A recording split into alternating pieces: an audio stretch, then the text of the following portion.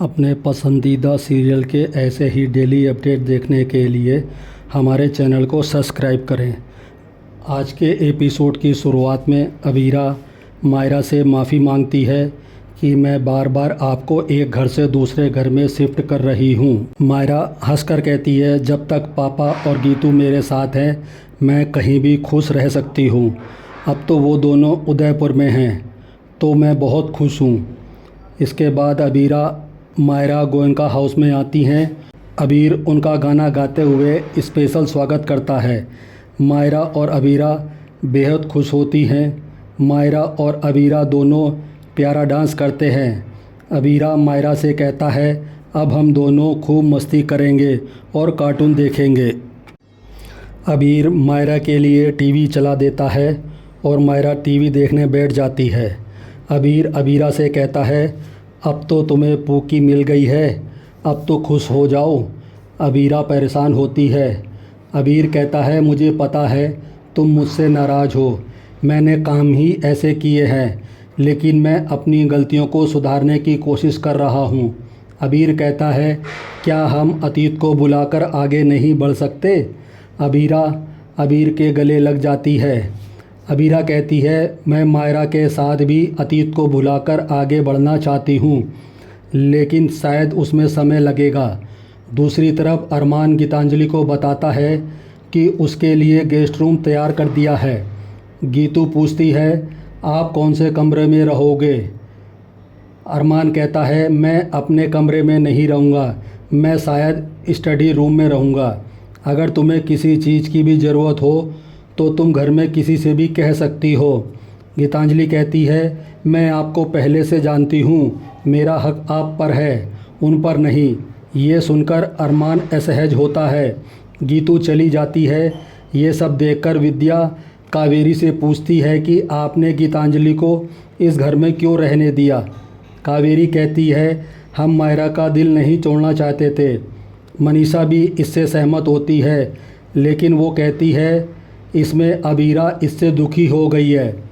कावेरी कहती है, हमने और अरमान और अबीरा का दर्द देखा है, लेकिन उन्हें इस दर्द की आदत डालनी होगी। उन लोगों ने अपने लिए नए जीवन साथी चुने हैं। अगर उन्हें दर्द होता है तो होने दो, उन्हें दर्द को काबू करना सीखना होगा, वरना तो अंशुमन और गीतू के लिए बहुत बड़ी नाइंसाफ़ी होगी। इधर मायरा टीवी में अबीरा को ओपन कार दिखाती है और कहती है, इस कार में बहुत अच्छी हवा लगती है, मुझे इसमें बैठना है। अबीरा परेशान होती है और सोचती है, मैं मायरा को कोई खुशी नहीं दे पा रही हूँ। दूसरी तरफ गीतू अपने कमरे में जा रही होती है, तभी उसे अरमान का कमरा दिखाई देता है। वह अरमान के कमरे में आती है और सिंदूर की डिब्बी को देखती है। वहाँ वह कमरे में अरमान और अबीरा की तस्वीरें देखती है।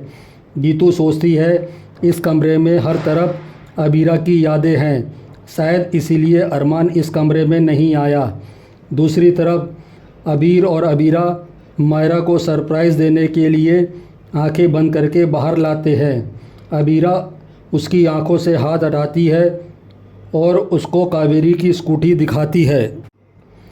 मायरा कहती है, इसमें क्या सरप्राइज़ है, ये तो दादी की स्कूटी है। अबीरा कहती है, इसमें भी रोफ नहीं है, इसमें भी तेज़ हवा लगेगी। अबीर और अबीरा मायरा को खुश करने की कोशिश करते हैं, लेकिन मायरा उदास होती है।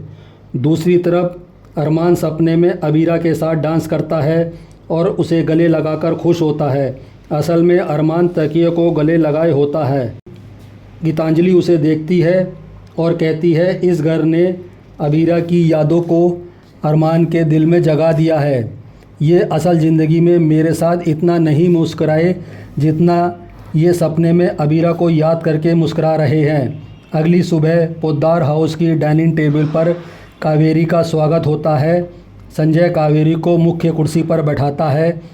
मनीषा कहती है, विद्या लौट आई है, इसलिए अब घर की जिम्मेदारी विद्या संभालेगी। विद्या नाश्ता परोसती है। इसी बीच गीतांजलि नाश्ता लेने के लिए आती है। काजल उसे उनके साथ बैठकर नाश्ता करने के लिए कहती है। गीतांजलि अरमान के पास बैठ जाती है दूसरी तरफ अबीरा मायरा को नाश्ता कराती है तो मायरा मीठा नाश्ता करने को मना करती है। तो अबीरा के कहने पर मायरा नाश्ता चेक करती है तो उसे नाश्ता अच्छा लगता है और वह कहती है मैं ये खा सकती हूँ। मायरा खाना खाने लगती है तो अबीरा अपना खाना लेने जाती है। इसके बाद मायरा को अचानक सांस लेने में दिक्कत होती है। अबीरा घबरा जाती है। मायरा की हालत ख़राब होने लगती है, लेकिन हॉस्पिटल वाले बताते हैं कि डॉक्टर को आने में थोड़ा समय लगेगा। अबीरा परेशान हो जाती है। तभी अबीरा अरमान को फ़ोन करती है और बताती है कि मायरा को सांस लेने में दिक्कत हो रही है। अरमान तुरंत वहाँ से निकलता है। गीतांजलि भी जाने लगती है। तभी विद्या उसे रोक लेती है। विद्या कहती है कि मायरा के पास उसकी माँ है और उसके पापा पहुँचने वाले हैं। तुम उसके पास जाओगी तो मायरा अबीरा को स्वीकार नहीं कर पाएगी। दूसरी तरफ डॉक्टर अबीरा को बताते हैं मायरा को एलर्जिक रिएक्शन हुआ है। तभी अरमान आकर उसे सही इंजेक्शन देता है। मायरा को नींद आ जाती है। अबीरा परेशान हो जाती है और इसी के साथ एपिसोड ख़त्म हो जाता है। अगले एपिसोड में देखने को मिलेगा कि अबीरा मायरा की फेवरेट कार खरीदती है।